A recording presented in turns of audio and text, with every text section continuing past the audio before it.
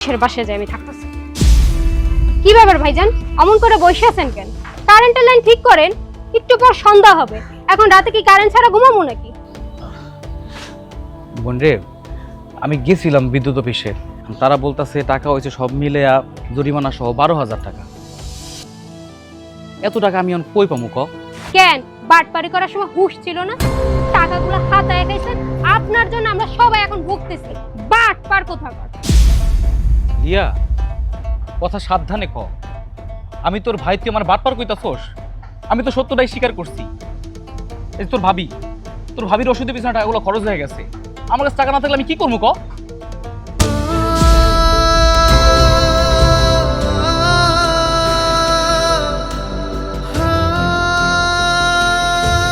চোরের মায়ের বড় গলা, চুরি চুরি আবার সেনা চেনে। লিয়া, তোমার কলেজে তো কম বড় না? তুমি আমার সামনে দাঁড়ায় আমার স্বামীর গায়ে হাত তুলো। তোমার এত সাহস কে দিছে? আবার হাত তুলবো? কি করবা করো, কি ক্ষমতা আছে করো। কেন বাটপারি করার সময় তোমাদের হুঁশ ছিল না? এখন টাকাগুলো খাইতেছেন, বড় বড় কথা বলো না।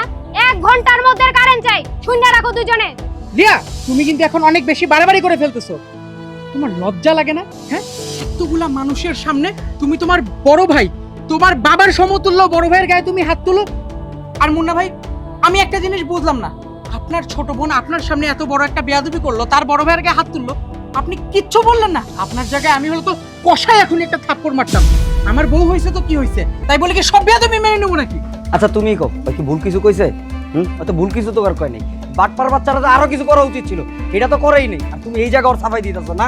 হ্যাঁ, ওর লাইগা আমরা সবাই কষ্টে আছি, এটা তো বুঝতেছো না? সাফাই দাও না। আচ্ছা ভাইজান, আমি না একটা জিনিস আসলে বুঝতে পারি না, উনাকে না আপনারা বাড়ির কেয়ারটেকারের মতো ট্রিট করেন? তাহলে হিসাব মতে উনি যদি বাড়ির কেয়ারটেকার হয়ে থাকে, আপনাদের উচিত উনাকে টাকা দেওয়া। কারণ বাড়ির মালিকরাই তো, আমি যতটুকু জানি, যে কেয়ারটেকারদের টাকা পয়সা দেয়। উল্টা কেয়ারটেকারের কাছ থেকে আপনারা চাচ্ছেন কারেন্টের বিল।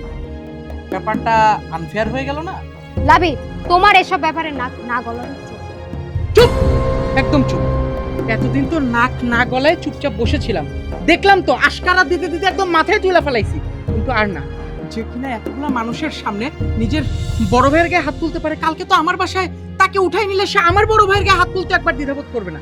যদি আমার বড় ভাইয়ের গায়ে হাত তুলে, কালকে তো সে আমার বাবা মার গায়ে হাত তুলতে একবারও দ্বিধাবোধ করবে না। তোমার মতো এরকম একটা বেয়াদব মেয়েকে আমি আমার বাসায় কোনোভাবেই নিতে পারবো না। আর হ্যাঁ, তুমি তোমার ভাইকে চরমের একটা ভালো কাজই করছো। আমার ডিসিশন নিতে খুব সুবিধাই হয়েছে।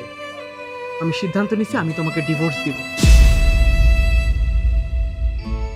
আমি আজকে ডিভোর্স পেপার আনবো।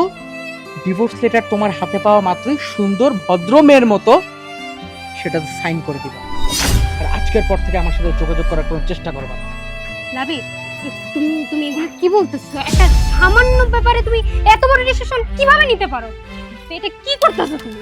শুনো, নিজের বড় ভাইয়ের গায়ে হাত তোলাটা তোমার কাছে খুবই সামান্য ব্যাপার হইলেও এটা আমার কাছে খুব বড় ব্যাপার। তাই আমি সিদ্ধান্ত নিচ্ছি, অন্তত আর যাই হোক, তোমার মতো একটা বেয়াদব মেয়ের সাথে এক ছাদের নিচে ঘর করার আমার পক্ষে সম্ভব না। আমি এখনই ডিভোর্স লেটার আনতে যাচ্ছি।